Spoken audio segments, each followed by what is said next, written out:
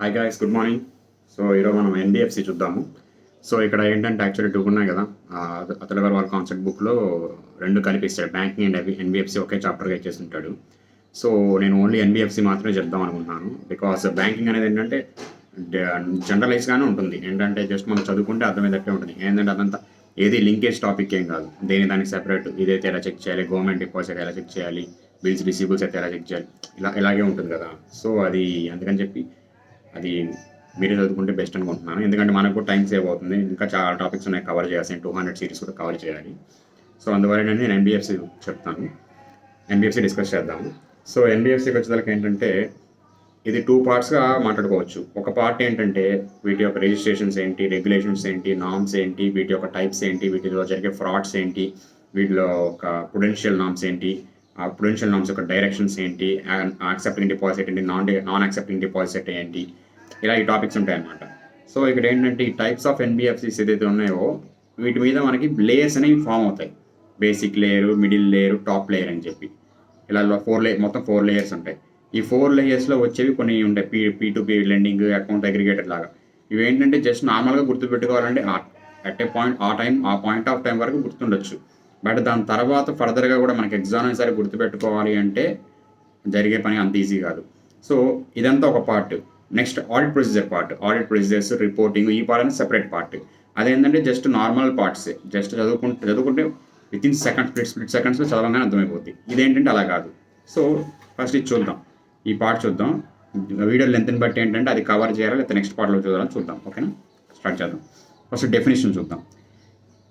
RBI Act 1997 defines NBFC as a financial institution which is a company, a non-banking institution which is a company with principal business of receiving of deposits or lending in any manner.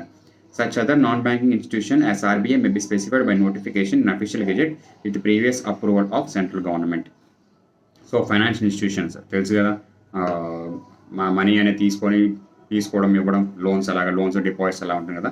అంటే అది principal బిజినెస్గా ఏదైతే ఉంటుందో దాన్ని NBFC అంటానని చెప్తున్నాడు. ఇదేంటంటే RBI అనేది through official gazette notification recognise చేయాలని చెప్తున్నాడు. సో అది definition. Next registration and regulation. Company will be treated as NBFC when a company's financial assets constitute more than 50% of total assets, excluding intangible assets, and income from financial assets constitute more than 50% of gross income. Company which fulfills both these criteria shall qualify as NBFC and would be required to be registered as NBFC by RBI. ఈ registration point అనేది చాలా important. ఎందుకంటే దీని మీద questions frame చేస్తాడు. కొన్ని items ఇచ్చేసి ఇవన్నీ ఫైనాన్షియల్ అసెట్స్లోకి వస్తాయి లేదా మనం చెక్ చేసుకొని, మళ్ళీ దాంట్లో ఇంటాంజిబుల్స్ ఏమైనా ఉన్నాయో చెక్ చేసుకొని, ఇవన్నీ మనకి దాంట్లో మళ్ళీ ఆ limits 50% of the total assets, 50% of the gross income, ఇవన్నీ చెక్ చేసుకోవాలి. క్వశ్చన్ వచ్చేదానికి ఛాన్స్ ఉంటుంది. సో దీంట్లో జాగ్రత్తగా ఉండాలి. ఫైనాన్షియల్ అసెట్స్ అంటే తెలుసుగా, which are liquidable in easy manner. ఓకేనా, అవి ఫైనాన్షియల్ అసెట్స్ అనేవి టోటల్ అసెట్స్లో 50% ఉండాలి, మోర్ దెన్ 50% ఉండాలి. And income from financial assets ఏవైతే ఉన్నాయో అది కూడా more than 50% of gross income. అంటే గ్రాస్ ఇన్కమ్ అంటే వితౌట్ ఎనీ డిడక్షన్స్. ఆ గ్రాస్ ఇన్కమ్లో, టోటల్ గ్రాస్ ఇన్కమ్లో మోర్ దెన్ 50% అనేది ఫ్రమ్ ఫినాన్షియల్ అసెట్స్ అనేవి రికగ్నైజ్ అయ్యి ఉండాలి. సో ఈ బోత్ కండిషన్స్ ఎప్పుడైతే సాటిస్ఫై అవుతుందో అప్పుడు ఎన్బిఎఫ్సి అనేది రిజిస్ట్రేషన్ అనేది తీసుకోవాలి from RBI. No NBFC shall be commence or carrying on business of NBFC without obtaining certificate of registration issued by RBI. Certificate of registration లేకుండా ఈ ఎన్బిఎఫ్సి బిజినెస్ అనేది commence చేయకూడదు. Having net own funds of 10 crores. And net own funds అనేవి 10 crores ఉండాలి. In certain ఎన్బిఎఫ్సిస్లో 2 crores మాత్రమే ఉంటుంది. ఓకేనా, net own funds అంటే తెలుసుగా, ఓన్ క్యాపిటల్. ఓకే, నెక్స్ట్ అక్కడ పక్కన రాసుకోండి, ఫినాన్షియల్ అసెట్స్ అంటే FA greater than 50% of total TA excluding intangible assets, and income from financial assets greater than 50% of gross income. ఓకేనా, నెక్స్ట్ డిఫరెన్స్ బిట్వీన్ బ్యాంక్స్. అసలు బ్యాంక్కి ఎన్బిఎఫ్సికి difference ఏంటి, ఇది కూడా ఇంపార్టెంట్ పాయింట్. చూడడానికి 3 లైన్లోనే ఉంటుంది. మనం అర్థం చేసుకోవడానికి, అంతమంది టర్మ్స్ అర్థం చేసుకోవడానికి చాలా టైం పడుతుంది. ఓకేనా, చూద్దాం. NBFC lends and makes investments and hence their activities are similar to banks. However, there are few differences between the two as given below. రెండు ఫైనాన్షియల్ ఇన్స్టిట్యూషన్సే, రెండు చేసేవి లెండింగ్ అండ్ డిపాజిట్సే. బట్ ఎక్కడ డిఫరెన్స్ అనేది మాత్రం చూద్దాం. NBFC cannot accept demand deposits. However some can accept term deposits. So తెలుసుగా, demand deposits అంటే తెలుసుగా, డిమాండ్ డిపాజిట్ అంటే వెన్ ఎవర్ ఎప్పుడైతే వాళ్ళు అడుగుతారో అప్పుడు రీపే చేయాలి. ఆన్ డిమాండ్ చేస్తారు రీపే చేయమని చెప్పి అప్పుడు రీపే చేయాలి. అండ్ టర్మ్ డిపాజిట్స్ అంటే ఒక ఫిక్స్డ్ టర్మ్ వరకు చేస్తారు. సో ఇవి యాక్సెప్ట్ చేయొచ్చు అంటే డిమాండ్ డిపాజిట్స్ యాక్సెప్ట్ చేయకూడదంట. బ్యాంక్ అలా రూల్ ఏం లేదు కదా. Okay, next NBFC do not form part of payment system and cannot issue cheques. So ఇక్కడ ఏంటంటే ఆ చెక్ ఇష్యూ చేసి ఆ క్లియరెన్స్ నేను చేయడం అనేది అంటే చెక్స్ డీటెయిల్స్ అనమాట. ఈ క్లియరెన్స్ సిస్టమ్స్ అనేవి ఈ ఎన్బిఎఫ్సి పరిధిలోకి రావు. ఓకేనా. Next, deposit insurance facility is not available to depositors of NBFC unlike in banks. So ఈ డిపాజిట్ ఇన్సూరెన్స్ ఫెసిలిటీ అనేది ఏంటంటే మామూలుగా బ్యాంక్స్కి ఇస్తారనమాట. అప్ టు 5 lakhs లిమిట్ ఇస్తారు. ఇదేంటంటే ఎప్పుడైనా డిఫాల్ట్ కనుక అయితే ఈ డిఐసిజిసి అని ఒకటి ఉంటుంది, అది ఇది కవర్ చేస్తుంది. అది అమౌంట్ ఎంతవరకు కవర్ చేస్తుంది అంటే అప్ టు 5 lakhs వరకు కవర్ చేస్తుంది అనమాట. ఆ ఫెసిలిటీ అనేది ఈ ఎన్బిఎఫ్సికి ఉండదు. ఎందుకని? Because NBFC payment system and cheque ఇష్యూలో లేదు కాబట్టి. సో ఇక్కడ ఏంటంటే ఈ డిఫాల్ట్ అవ్వాలంటే ఏమవ్వాలి? ఎలక్ట్రానిక్ ఈ చెక్ క్లియరెన్స్ సిస్టమ్ అనేది ఉండాలి. అంటే ఆ చెక్స్ ఇష్యూ చేయడం, ఆ పేమెంట్స్ అనేవి క్లియర్ చేయడం, ఇదంతా ఉండాలి. సో ఫస్ట్ దానికి ఒకసారి చూద్దాం అది. ఓకేనా. ఆ పై పాయింట్ ఒకసారి చూద్దాం. NBFC do not form part of payment system and cannot issue cheques. నేను అక్కడ ఏం రాశానంటే NBFCs relies on partnerships with banks for payment processing. So ఇక్కడ ఏంటంటే ఎన్బిఎఫ్సి ఈ యాక్సెప్టింగ్ డిపాజిట్స్, గ్రాంటింగ్ లోన్స్ ఉంటుంది. బట్ ఇది దేని ద్వారా జరుగుతుంది? సొంతంగా దానంతా అదే చేసేది కదా. అది ఒక బ్యాంకుతో టైఅప్ అవుతుంది. సో ఇక్కడ జరిగే ట్రాన్సాక్షన్ అనేది త్రూ దట్ బ్యాంక్, ఆ బ్యాంక్ ద్వారా రూట్ అయ్యి క్లయింట్ గానే తెలుస్తుంది, కస్టమర్ గానే తెలుస్తుంది అమౌంట్ అని, అంటే రావడం కూడా అలాగే జరుగుతుంది. సో ఇక్కడ ఏంటంటే డైరెక్ట్ ఇన్వాల్వ్మెంట్ ఉండదు, ఇండైరెక్ట్ ఇన్వాల్వ్మెంట్ అనేది ఉంటుంది. ఏది? ఆ పేమెంట్ సిస్టమ్స్లో అండ్ చెక్ ఇష్యూస్లో. ఎందుకంటే ఇప్పుడు నేను బ్యాంక్ అనుకోండి, ఎస్బీఐ బ్యాంక్ అనుకోండి, నాకు లోన్ తీసుకున్నా లేకపోతే నేను డిపాజిట్ చేసినాక మొత్తం నా మీద జరుగుతుంది, అంటే నాలోనే జరుగుతుంది. బట్ ఎన్బిఎఫ్సి అలా కాదు. ఎన్బిఎఫ్సి ఏంటంటే అదే అక్కడ ఎన్బిఎఫ్సి కానీ ఉంటే ముందు నాకు రూట్ అయ్యి నా నుంచి కస్టమర్కి రూట్ అవుతుంది. సో అదనమాట. ఓకేనా. సో అలాగే ఈ డిపాజిట్ ఇన్సూరెన్స్ ఫెసిలిటీ అనేది కూడా ఎందుకని ఎన్బిఎఫ్సికి లేదంటే ఇక్కడ అవసరం లేదు కదా. ఇక్కడ డిఫాల్ట్ అవ్వాల్సింది ఎక్కడ అవ్వాలి? అవితే బ్యాంక్ దగ్గర అవ్వాలి, ఇక్కడ అవ్వదు కదా. సో అందుకోసం చెప్పి ఈ ఫెసిలిటీ అనేది ఎన్బిఎఫ్సికి ఉండదు, ఓన్లీ బ్యాంక్ మాత్రమే ఉంటుంది. ఓకేనా. Next, no minimum exposure to priority sectors required by NBFC. So ఈ ప్రియారిటీ సెక్టార్ అంటే ఏంటంటే మనం చూసుంటాం బ్యాంక్స్లో కానీ అలాగే ఒక సమ్ పర్సంటేజ్ అనేది అగ్రికల్చర్కి ఇవ్వాలి, సమ్ పర్సంటేజ్ అనేది ఎడ్యుకేషన్ రిలేటెడ్ ఇవ్వాలి, అంటే లోన్స్. ఇలాగా మామూలుగా బ్యాంకింగ్ సిస్టమ్ అనేది కొన్ని రెగ్యులేషన్స్ అనేవి పెడుతుంది అనమాట. సో అలాంటి ప్రియారిటీ సెక్టార్స్ లెండింగ్స్ అనేవి ఈ ఎన్బిఎఫ్సికి ఏం అప్లికబుల్ కాదు యాజ్ బ్యాంక్ అప్లై అయినట్టు. సో అది మినిమం ఎక్స్పోజర్ అనమాట. సో ఆ మినిమం ఎక్స్పోజర్ అంటే మినిమం ఇంత పర్సంటేజ్ ఆఫ్ అమౌంట్స్ అనేవి మనము అగ్రికల్చర్ సెక్టార్ వాళ్ళకి ఇవ్వాలి, ఎడ్యుకేషన్ వాళ్ళకి ఇవ్వాలి, లేకపోతే హెల్త్ వాళ్ళకి ఇవ్వాలి. హెల్త్ వాళ్ళకి ఇన్ ద సెన్స్ ఏంటంటే ఆ నీడ్ ఉన్న కస్టమర్స్ అనే వాళ్ళకి ప్రొవైడ్ చేయాలి అని చెప్పి మామూలుగా ఉంటుంది. ఇక్కడ ఏంటంటే అలా ఏం లేదనమాట. ఓకే, చూసారా? మామూలుగా ఉండేదానికేమో 4 lines ఉంది, కానీ దాని లోపల ఏంటంటే మనకు అర్థం చేసుకోవాలి చాలా ఉంటుంది. ఎందుకని మామూలు చదువుకుంటూ వెళ్ళిపోవచ్చు. ఏంటి? Cannot accept demand deposits, can accept term deposits, do not form part of payment system and cannot issue cheques, deposit insurance facility not available to NBFC, no minimum exposure to priority sector. అక్కడ కూడా గుర్తుపెట్టుకోవచ్చు. But ఎందుకని అర్థం చేసుకోకపోతే మర్చిపోతాం అది. ఓకేనా. So అది పాయింట్స్ మీరు రాసుకోవాలి అక్కడ. అండ్ ఒకటి ఏంటంటే NBFC do not form part of payment system and cannot issue cheques. ఎందుకనంటే NBFCs relies on partnerships with banks for payment processing అని రాసుకోండి. Next, deposit insurance facility related ఏంటంటే NBFC payment system and cheque ఇష్యూలో లేదు కాబట్టి అని చెప్పి రాసుకోండి. ఓకేనా, లేదా మీకు అర్థమైనట్టు రాసుకోండి. ఓకే. ఇంకా no minimum exposure for to priority sector అంటే like minimum percentage of loans to agricultural, MSME, housing etcetera అని చెప్పి రాసుకోండి. Okay. Next, types and classification of NBFCs. So NBFCs ఎన్ని టైప్స్ అనేవి ఉంటాయి. సో ఇక్కడ చాలా ఉంటాయి. వీటి మీనింగ్ ఉంది, బట్ మనం ఇక్కడ ఈ మీనింగ్ అనేది ఇక్కడ తెలుసుకోవాల్సిన అవసరం లేదు. నెక్స్ట్ పాయింట్లో లేయర్స్ వస్తాయి. ఆ లేయర్స్లో ఏవైతే ఉన్నాయో ఆ పాయింట్స్ వరకు మనం మీనింగ్ తెలుసుకుందాం చాలు, అవసరం లేదు, ఎక్కువ అవసరం లేదు. ఎక్కువ గుర్తుపెట్టినా కానీ కష్టమే. సో అక్కడ ఏంటంటే ఆ లేయర్స్ అనేవి అడగచ్చు, ఎందుకంటే అది టాపిక్ కొత్తగా యాడ్ చేశాడు, ఇంతవరకు అడగలేదు అనుకుంటా ఎగ్జామ్లో పాయింట్. సో రావచ్చేమో అని నేను ఎక్స్పెక్ట్ చేస్తున్నాను. ఓకేనా. Next, NBFCs registered with RBI are categorised as followers. NBFC అనేది ఎలా కేటగరైజ్ అయింది?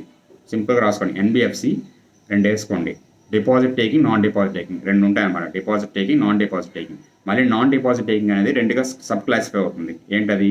Systematically important, non systematically important. So ఇక్కడ ఏంటంటే అసెట్ సైజ్ అనే దాన్ని బేస్ చేసుకొని ఇక్కడ ఏంటంటే ఈ deposit taking, non deposit, systematical important, non systematical important అని చూస్తాడు. ఇక్కడ దీన్ని బేస్ చేసుకుని అంత పెద్ద పాయింట్ అనేది ఏమి ఉండదు. జస్ట్ గుర్తుపెట్టుకుంటే చాలు. ఏది ఎన్బిఎఫ్సి అనేది డిపాజిట్ టేకింగ్, నాన్ డిపాజిట్ టేకింగ్గా కన్సిడర్ చేస్తాడు.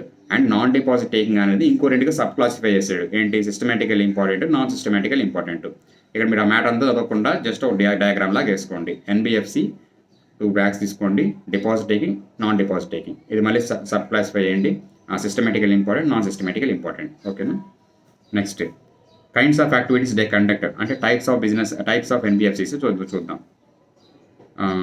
Non operative financial holding company, infrastructure finance company, systematical important core investment company, infrastructure debt fund, investment and credit company, non banking financial company, micro finance institution. ఇలా ఉంటుంది. So ఇది మీరు short కట్లో గుర్తుపెట్టుకోవాలనుకున్నా, ఎలా గుర్తుపెట్టుకోవాలనుకున్నా 4-5 తప్పితే గుర్తుపెట్టుకోలేరు. 4-5 కూడా కష్టమే. ఎందుకంటే ఇది ఒక్క చాప్టర్ చదివినప్పుడు అయితే గుర్తుపెట్టుకుంటారు. అన్నీ చదివినప్పుడు ఇది అక్కడ గుర్తుపెట్టుకోలేరు. సో దీని తర్వాత ఇప్పుడు మనకి లేయర్స్ ఉన్నాయి. ఈ లేయర్స్లో ఏవైతే ఉన్నాయో వాటి వరకు చూసుకుందాం చాలు. ఓకేనా? Next layers. ఇక్కడ ఏంటంటే basic layer, middle layer, upper layer, top layer, 4 layers ఉంటాయి. ఇందులో లాస్ట్ 2 లేయర్స్ అనేవి పెద్ద మ్యాటరే ఉండదు. ఫస్ట్ 2 లేయర్సే, బేసిక్ లేయర్, మిడిల్ లేయర్. చూద్దాం ఏంటో. ఓకేనా? NBFCs are classified into 4 layers. These 4 layers are, okay, first the base layer.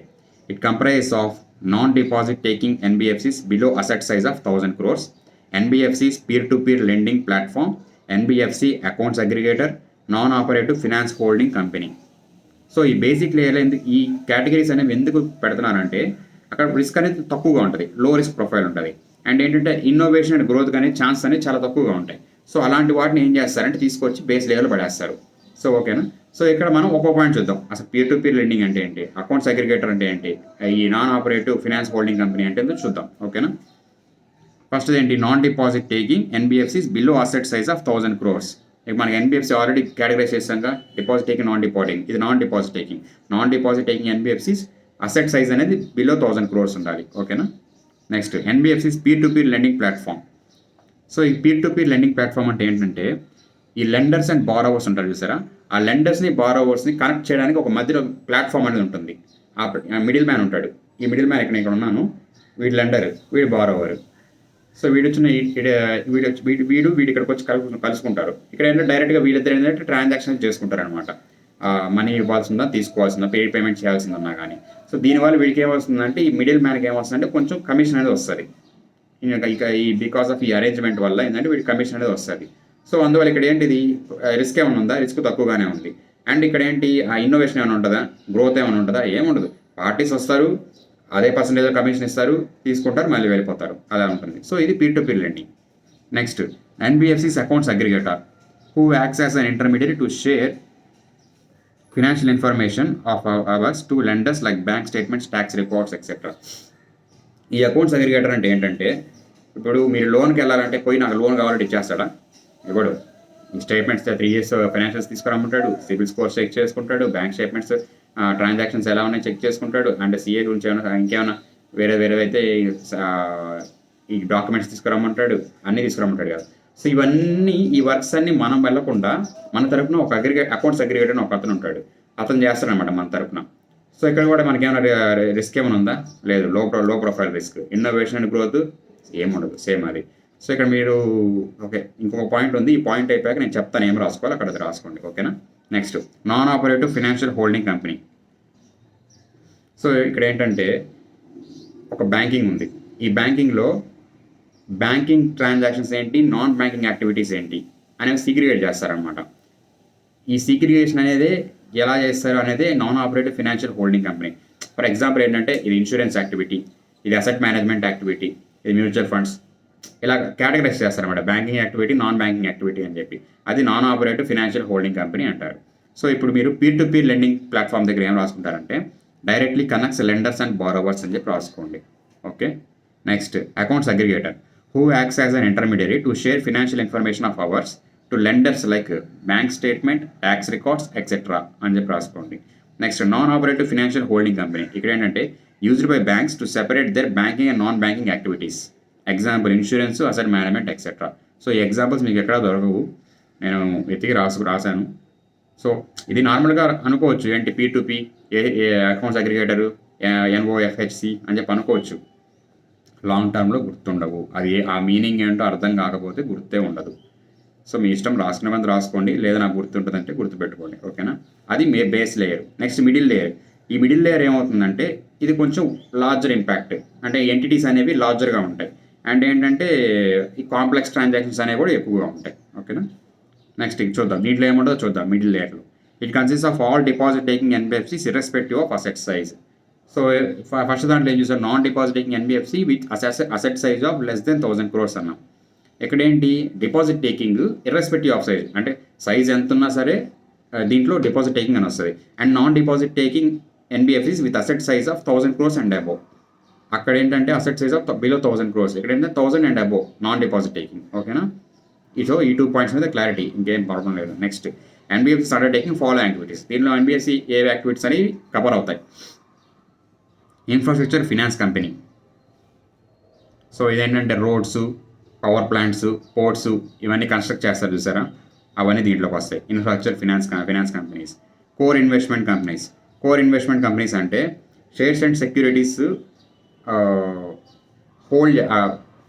Hold shares and securities of group companies as a primary business. Group companies యొక్క shares అనేవి, ఆ shares and securities అనేవి ఇవి hold చేస్తారనమాట, అంటే వీళ్ళ తరపున వీళ్ళు హోల్డ్ చేస్తారనమాట. సో దాన్ని ఏమంటారంటే కోర్ ఇన్వెస్ట్మెంట్ కంపెనీ అంటాడు. నెక్స్ట్ ఇన్ఫ్రాస్ట్రక్చర్ డెబ్ట్ fund and housing finance companies. So infrastructure డెబ్ట్ ఫండ్స్ అంటే తెలుసుగా, ఒక ఇన్ఫ్రాస్ట్రక్చర్ అని కన్స్ట్రక్ట్ చేయడం కోసం అని చెప్పి డెబ్ట్స్ అనేవి కలెక్ట్ చేస్తారు వేరియస్ పర్సన్స్ దగ్గర నుంచి, అంటే వేరే దగ్గర నుంచి అమౌంట్ అనేది పూల్ చేస్తారు. పూల్ చేసిన తర్వాత దాంతో ఈ ఇన్ఫ్రాస్ట్రక్చర్ డెవలప్మెంట్ అనేది కన్స్ట్రక్ట్ అనేది జరుగుతుంది. అండ్ హౌసింగ్ ఫినాన్స్ కంపెనీస్ అంటే nothing but real estate, housing loans etcetera, commercial loans etcetera అలా అనమాట. ఓకేనా? ఇవి మిడిల్ లేయర్లో కవర్ అవుతాయి. సో ఇప్పుడు మీరు థింక్ చేసి చూడండి, బేస్ లేయర్లో మీకు ఏం కనెక్ట్ అవుతున్నాయి, అండ్ మిడిల్ లేయర్లో మీకు ఏం కనెక్ట్ అవుతున్నాయి అని చెప్పి ఇప్పుడు మీకు ఈజీగా రిమెంబర్ చేసుకోవచ్చు. ఎందుకని, మీకు బేసిక్ లేయర్లో ఏముంటుందో తెలుసు. ఎందుకని, లో ప్రొఫైల్ ఉండాలి అండ్ ఇన్నోవేషన్ అండ్ గ్రోత్ అనేది తక్కువగా ఉంటుంది లేదా అసలు ఉండదు. ఓకేనా? నెక్స్ట్ మిడిల్ లేయర్కి వచ్చేసరికి ఏంటి, లార్జర్ ఎంటిటీస్ ఇన్వాల్వ్ అవుతాయి అండ్ కాంప్లెక్స్ ట్రాన్సాక్షన్స్ అని కూడా ఇన్వాల్వ్ అవుతాయి. సో అందువల్ల ఏంటంటే మీకు ఇక్కడ తెలిసిపోతుంది. సో అక్కడ ఏమవుతుంది, పైన ఏమవుతుంది, accounts aggregator, finance holding company, దాని తర్వాత P2P లెండింగ్ అది కవర్ అవుతాయి. కింద ఇన్ఫ్రాస్ట్రక్చర్ డెబ్ట్ fund, housing finance companies, core investment company, and ఇంకోటి first point infrastructure finance companies. So మీకు దాని మీనింగ్ అనేది తెలిస్తే అండ్ లేయర్ ఎందుకని సపోర్ట్ చేస్తుందని చెప్పి తెలిస్తే మీకు ఆటోమేటిక్ ఏంటంటే ఈ కింద పాయింట్స్ అని ఈజీగా గుర్తుంటాయి. ఓకేనా? నెక్స్ట్ అప్పర్ లేయర్కి వెళ్దాం. It comprise of those NBFCs which are specifically identified by RBI. Top 10 eligible NBFCs in terms of their assets shall always reside in upper layer. So ఇక్కడ చూసారు, ఇక్కడ ఏం లేదు, RBI అనేది డిసైడ్ చేస్తుంది.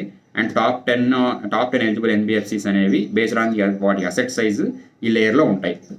Next top layer. It will ideally remain empty and will be filled with RBI based on required needs. So మామూలుగా general ఇది ఎంటీగానే ఉంటుందంట. ఇన్ కేసు రిక్వైర్మెంట్స్ అనేవి ఏమన్నా అరైజ్ అయితే అప్పుడు RBI దీనిలో ఫిల్ చేస్తుందంట. ఓకే, చెప్పాను కదా, లాస్ట్ ఏముండదు, ఫస్ట్ బేసిక్ లేయర్, మిడిల్ లేయర్లోనే మీరు మనం గుర్తుపెట్టుకోవాల్సిన మ్యాటర్ అంతా ఉండేది. ఓకేనా? ఇంతటితో లేయర్స్ అనేవి కంప్లీట్ అయిపోతాయి. Next classification of frauds by NBFC ఏంటో చూద్దాం. Misappropriation, criminal breach of trust. So ఇది నేను ఎగ్జాంపుల్ కూడా రాశాను కొన్ని పాయింట్స్కి, అవి కూడా చెప్పేస్తాను, ఒకేసారి రాసుకోండి. ఓకేనా? Create fake loan account and transfer to personal account. So ఇది నిజంగా కూడా జరిగిందంట, చూసాను నేను. PNB స్కామ్ ఉంది చూసారా, అందులో లెటర్ ఆఫ్ అండర్టేకింగ్స్కి కొలేటరల్ ఏమి ఇవ్వకుండా 11,000 crores అనేది స్కామ్ జరిగిందంట. అది మెయిన్ జరగడానికి రీజన్ ఇదేనంట, misappropriation and criminal breach of trust. So అదే ఎగ్జాంపుల్ మీరు రాసుకోవాల్సింది ఏంటంటే creating fake loan account and transfer to personal account. So real life case scenario కావాలంటే PNB స్కామ్ అని చెప్పి రాసుకోండి. ఓకేనా? Next fraudulent encashment. సో అది చెప్పాక మీరు దాన్ని ఎక్స్ప్లెయిన్ చేయాల్సిన అవసరం లేదు, ఎగ్జాంపుల్ వచ్చిందిగా. ఓకేనా? Next fraudulent encashment through forged instruments or manipulation of books of accounts ద్వారా జరగచ్చు. Next unauthorized credit facility extended for reward. Bribes కోసం ఏమైనా మేనేజ్ చేసి ఉండొచ్చు, ఆ క్రెడిట్ ఫెసిలిటీస్ అనేవి ఇచ్చి ఉండొచ్చు. ఓకేనా? ఈ ఎక్స్టెండెడ్ క్రెడిట్ ఫెసిలిటీస్ అనేది మన బ్యాంకింగ్లో ఒకటి వస్తుంది అనమాట, అక్కడ మీరు చదువుకోండి. ఓకేనా? Next negligence and cash shortages, దీని గురించి నెక్స్ట్ కింద ఒక పాయింట్ వస్తుంది అప్పుడు చెప్తాను. ఓకేనా. Next cheating and forgery. Cheating and forgery ఏంటంటే ఇది కూడా ఒక రియల్ లైఫ్ సినారియో ఉంది. Kingfisher airlines loans default. So ఈ కింగ్ఫిషర్ లోన్స్ డిఫాల్ట్ ఏంటంటే, అంటే ఇది జస్ట్ అలిగేషన్ మాత్రమే, రియల్గా జరిగిందని చెప్పి ఎక్కడ ప్రూఫ్స్ లేవన్నమాట. డాక్యుమెంట్స్ అనేవి ఫోర్స్ చేశారు for the loan payment loan acquire చేయడానికి అని చెప్పి ఒక కేసు ఉందన్నమాట. సో ఇది జస్ట్ అలిగేషన్ అని చెప్పి మాత్రమే ఇంటర్నెట్లో ఉంది. Next irregularities in foreign exchange transactions. ఇదేంటంటే ఈ కరెన్సీ వాల్యూస్ అనేది మ్యానిపులేట్ చేయడం కోసం అని చెప్పి ఈ ట్రాన్సాక్షన్స్ అనే వాటిని రికార్డ్ చేయడం డిలే చేస్తారు కావాలని చెప్పి. ఎందుకంటే మన కరెన్సీలో అయితే ఎప్పుడైనా సరే ఒకే వాల్యూ ఉంటుంది. బట్ ఫారిన్ కరెన్సీ ట్రాన్సాక్షన్స్ అప్పుడు ఏంటంటే డేకి ఈ కేసు డాలర్ రూపీ తీసుకున్నా కానీ వాల్యూ అనేది మారిపోతూనే ఉంటుంది ఎవ్రీడే. సో ఆ విధంగా మనకు ఆ బెనిఫిట్ అనేది అరైవ్ అవ్వడానికి కావాలని కొన్నిసార్లు ఏంటంటే ట్రాన్సాక్షన్ అనేది బుక్ చేయడం అనేది డిలే చేస్తాం. సో ఆ ఇరెగ్యులారిటీస్ వల్ల ఏంటంటే బెనిఫిట్ రావచ్చు, అలాగే పోవచ్చు కూడా. బట్ మేజర్గా మనం చేసే బెనిఫిట్ కోసమే కాబట్టి బెనిఫిట్ కోసం అనుకోవచ్చు. సో ఇక్కడ ఏంటంటే కరెన్సీ వాల్యూస్ మ్యానిపులేట్ చేయడానికి. Next any other type of fraud not coming under above heads. Any other type of frauds అంటే cyber frauds, insider trading etcetera అనమాట. ఓకేనా. నెక్స్ట్ ఈ నెగ్లిజెన్స్ అండ్ క్యాష్ షార్టేజెస్ అనే పాయింట్ చూసారా, అదొకటి.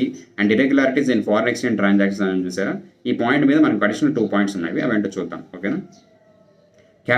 Cases of negligence and cash shortages and irregularities in foreign exchange transactions are to be reported as fraud only if intention to cheat is proved, except in the following 2 cases. Cash shortages more than 10,000 and cash shortages more than 5,000 if detected by management or auditor and not reported on occurrence by persons handling cash. So ఇక్కడ ఏంటంటే ఈ 2 కేసెస్లో fraud చేయాలని intention లేకపోయినా ఫ్రాడ్గానే consider చేస్తారనమాట. So ఇక్కడ ఏంటంటే generally negligent cash shortages and irregularities in foreign exchange transaction అనేది ఇఫ్ ఫ్రాడ్ చేయాలని ఇంటెన్షన్ ఉంది అని ప్రూవ్ అయితేనే ఫ్రాడ్ జనరల్గా. బట్ ఈ 2 కేసులో ఏంటంటే నీ ఇంటెన్షన్ అనేది ఇర్రెలవెంట్. ఇక్కడ ఇంటెన్షన్ అనేది నువ్వు ఫ్రాడ్ చేయాలనుకున్నా లేదా అది ఎర్ర అనేది సంబంధం లేదు. ఖచ్చితంగా ఇది జరిగిందంటే మాత్రం ఫ్రాడ్. ఏంటది? క్యాష్ షార్టేజ్ మోర్ దెన్ 10,000 ఉంది and okay, cash shortage more than okay, and cash shortage అనేది more than 5,000 if detected by management or auditor and not reported on, and ఈ పర్సన్ ఎవరైతే రెస్పాన్సిబుల్ ఉన్నాడో వాళ్ళకి రిపోర్ట్ చేయలేదు ముందుగానే. Report చేస్తుంటే పని అయిపోయేది, ఓకే. సో బట్ రిపోర్ట్ చేయలేదు ఇంకా. సో అందువల్ల ఈ 2 కేసెస్ అనమాట. 10,000 కానీ ఉంటే ఇది ఆడిటర్ మేనేజ్మెంట్ ఫైండ్ అవుట్ చేసినా చేయకపోయినా ఫ్రాడే. అండ్ మోర్ దెన్ 5,000 ఉంటే మాత్రం if auditor management points and ఈ పర్సన్ ఎవరైతే రెస్పాన్సిబుల్గా ఉన్నాడో అతను రిపోర్ట్ చేయలేదు మేనేజ్మెంట్కి. సో ఈ 2 కేసులు ఏంటంటే నీ ఇంటెన్షన్ అయితే ఫ్రాడ్ చేయాలన్నా కాకపోయినా కానీ ఫ్రాడ్ కింద కన్సిడర్ చేస్తారు. ఓకేనా. ఇంపార్టెంట్ ఇది కూడా. ఓకేనా. నెక్స్ట్ ఇది క్లాసిఫికేషన్ ఆఫ్ ఫ్రాడ్స్ అనమాట. నెక్స్ట్ ఏంటంటే ప్రొడెన్షియల్ నామ్స్. ఈ ప్రొడెన్షియల్ నామ్స్ అనేవి ఏంటంటే అంత వాల్యూస్ ఉంటాయి, గుర్తుపెట్టుకోవాల్సి ఉంటుంది. సో చూద్దాం ఎంత అయింది, 23 minutes. Okay. So first capital requirements చూద్దాం. క్యాపిటల్ రిక్వైర్మెంట్స్ అనేది అంతా రాసుకోవలేదు, నేను చెప్తాను రాసుకోండి. మినిమం క్యాపిటల్ రేషియో అని చెప్పి ఒక యారో పెట్టుకొని రైట్ సైడ్కి, Tier 1 ప్లస్ Tier 2 ఈ 2 కలిపి అంటే మళ్ళీ యారో పెట్టుకొని not less than 15% of aggregate risk weighted assets అనేది ఉండాలి, రాసుకోండి. నెక్స్ట్ Tier 1 అని చెప్పాను కదా, Tier 1 దగ్గర కింద ఒక యారో పెట్టుకొని నాట్ లెస్ దెన్ 10%/12%. అంటే ముందు రాసుకోండి, నేను తర్వాత చెప్తే మీకు అర్థమవుతుంది. ఓకేనా. సో మళ్ళీ చెప్తాను. మినిమం క్యాపిటల్ రేషియో యారో ఇదేంటంటే Tier 1 ప్లస్ Tier 2 అయి ఉండాలి. Tier 2 క్యాపిటల్ అయి ఉండాలి. ఈ Tier 1 ప్లస్ Tier 2 క్యాపిటల్ ఎంతకంటే ఎక్కువ ఉండకూడదు, not less than 15% of aggregate risk weighted assets అయి ఉండాలి. ఓకేనా. నెక్స్ట్ Tier 1 క్యాపిటల్ వచ్చి ఏంటంటే నాట్ లెస్ దెన్ 10%/12% అని రాసుకోండి, ఎందుకంటే కొన్ని అసెట్ 12% అప్లికబుల్ అవుతుంది. సో ఇప్పుడు చూద్దాం. Every NBFC shall maintain minimum capital ratio consisting of Tier 1 and Tier 2 capital which shall not be less than 15% of its aggregate risk weighted assets. Tier 1 capital should not be less than 10% at any time. Some కేసులో అంటే gold jewellery, if lending is against gold jewellery కానీ అయితే 12% కింద వస్తుంది ఇక్కడ. Okay. Tier 1. So ఈ 2 points మీద మనకు అక్కడ చూసుకుంటే కవర్ అయిపోతుంది. సో ఇక్కడ ఏంటంటే ఇప్పుడు అసెట్స్, ఆ రిస్క్ వెయిటెడ్ పర్సంటేజ్ చూసారా, అది ఏంటి ఎలా ఏంటని చూసుకోవాలన్నమాట. ఇక్కడ 5 రేట్స్ ఉంటాయి. 0%, 20%, 50%, 100%, 125% ఉంటుందన్నమాట. సో ఇక్కడ నేను కొన్నిటికి వచ్చి ఐడెంటిఫై చేశాను, గుర్తుపెట్టుకోవడం ఎలాగని చెప్పి. కొన్ని ఏంటంటే తప్పదు, బట్టి పట్టాల్సిందే. ఓకేనా. ఫస్ట్ది ఏంటంటే cash and bank balance, investment in approved securities, fully secured loans and advances, loans to staff, TDS, advance tax, interest on government securities, central government guaranteed claims. ఇదంతా ఏంటంటే government related or fully secured ఉన్నాయి. పేరులో చూడండి, fully secured loans and advances. Loans to staff అంటే మన staff మన దగ్గర work చేస్తూ ఉంటాడు కదా, వాడికి లోన్ ఇచ్చాం. సో మనం శాలరీ అనేది డిడక్ట్ చేస్తూ ఉంటాం, ఓకేనా. And advance tax government related, interest on government securities government related, central government and guarantee claim government related. వీటన్నిటికీ ఏంటంటే రిస్క్ అనేది ఏమి ఉండదు, so 0%. Next, investment in bonds of public sector banks, state government guaranteed claims not in default or in default up to 90 days. ఇక్కడ ఏంటంటే default అనేది అప్పుడే అక్కరైంది, నథింగ్ బట్ స్టాండర్డ్ అనుకోవచ్చా, స్టాండర్డ్ అనుకోవచ్చు. సో ఇక్కడ ఏంటంటే 20% వెయిట్ అనేది వస్తుంది. Next, infrastructure projects in next instance for over a year of commercial operation. First ఇది చెప్దామా, ఇది కాదు, ఫస్ట్ వేరే చూద్దాం, ఓకేనా. అదర్స్లో ఏముంటుందంటే unsecured loans, corporate loans, investment in subsidiaries. ఇవన్నీ ఏంటంటే 100% రిస్క్ ఉంటుంది. సో ఇక్కడ ఏమనుకోవచ్చు, full risk when alone. So ఈ అన్సెక్యూర్డ్ లోన్స్, కార్పొరేట్ లోన్స్ ఇవన్నీ అంటే అదర్స్ అనేవి ఏంటంటే అలోన్ అని మనం అనుకుంటే, ఈ అలోన్గా ఉన్నప్పుడు ఏంటంటే రిస్క్ అనేది ఫుల్గా ఉంటుంది. ఫుల్ రిస్క్ అంటే ఎంత, 100% ఆఫ్ ద రిస్క్. సో ఈ అలోన్ అనేది ఏంటంటే కొలెటరల్ అనేది ఏమి ఉండదు దీనికి, అన్సెక్యూర్డ్ కదా, అన్సెక్యూర్డ్ అంటే కొలెటరల్ ఏమి ఉండదు. సో అదేంటంటే ఒకటిగా వస్తుంది, ఓన్లీ అదొకటి మాత్రమే. నాకు చెప్పడం అంత క్లారిటీగా రావట్లేదు, ఎలా చెప్పాలి. సో ఓకే, మార్టిగేజ్ లేదనుకోండి, మార్టిగేజ్ లేనప్పుడు ఏంటంటే అన్సెక్యూర్డ్ లోన్కి ఇంట్రెస్ట్ రేట్స్ అనేది ఎక్కువ ఉంటాయి కదా, అండ్ డిఫాల్టింగ్ అనేది కూడా ఎక్కువగానే ఉంటుంది. సో ఇప్పుడు నేనే ఉన్నాను, నేను వెళ్ళి బ్యాంక్లో లోన్ అడిగాను. లోన్ అడిగితే ఏమని అడిగాడు, మార్టిగేజ్ అని కొలెటర్గా ఏమని అడిగాడు. నా దగ్గర కొలెటర్గా ఏం లేదని చెప్పాను. బట్ మన ప్రొఫెషన్స్ చూసి, మన బ్యాంకింగ్ ట్రాన్సాక్షన్స్ చూసి, మన శాలరీస్ చూసి ఆయన మనకి లోన్స్ అనేవి గ్రాంట్ చేశారు. Interest rates are high, okay, అది పక్కన పెడదాం, ఇచ్చారు. నేనేం చేశాను, ఒక 1 year 2 years బాగానే రీపే చేశాను. తర్వాత ఏం చేశాను, వెళ్ళిపోవచ్చు కదా, నేను ఎక్కడికైనా వెళ్ళిపోయాను, అబ్స్కాండ్ అయిపోయాను, ఏం చేస్తాం, ఏం చేయలేం కదా. సో అక్కడ ఏంటంటే ఆ రిస్క్ అనేది ఉంటుంది.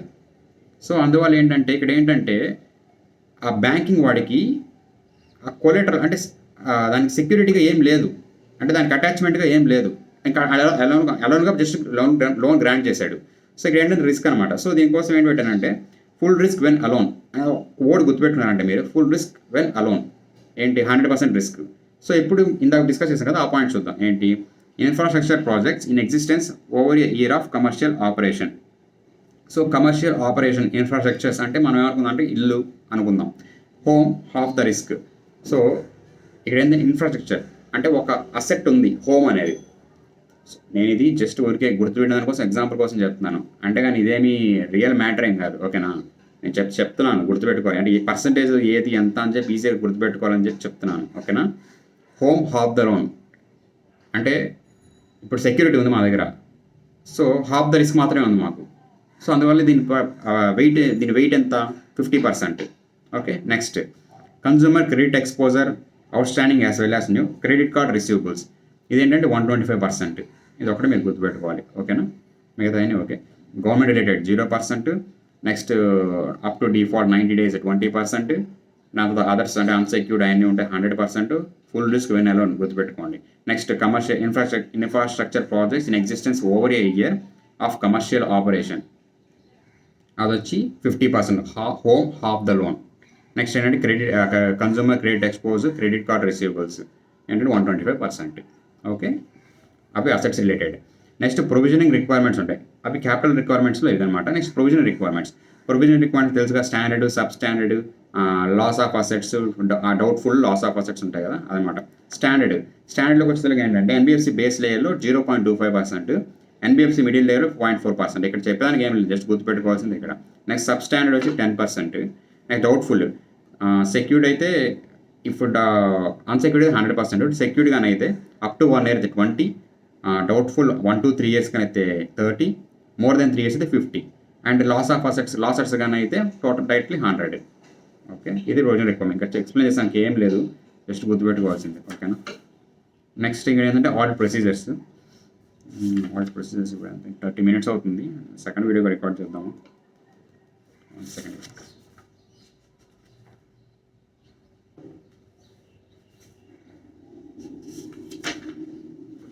సో ఓకే, ఇది వాటి ప్రొసీజర్స్ అనేవి మనం ఇక్కడ దాకా సెకండ్ వీడియో రికార్డ్ చేస్తుంది. ఇక్కడ నుంచి ఏమంటుంది, సింపుల్గా అయిపోతుంది, ఒక 20-25 మినిట్స్ పడుతుంది. ఓకేనా, ఇంతవరకు ఇప్పుడు చాకు చెప్పిన పార్ట్ గుర్తుపెట్టుకోవడమే కష్టం, మిగతా అంతా చాలా ఈజీ ఉంటుంది. ఓకేనా.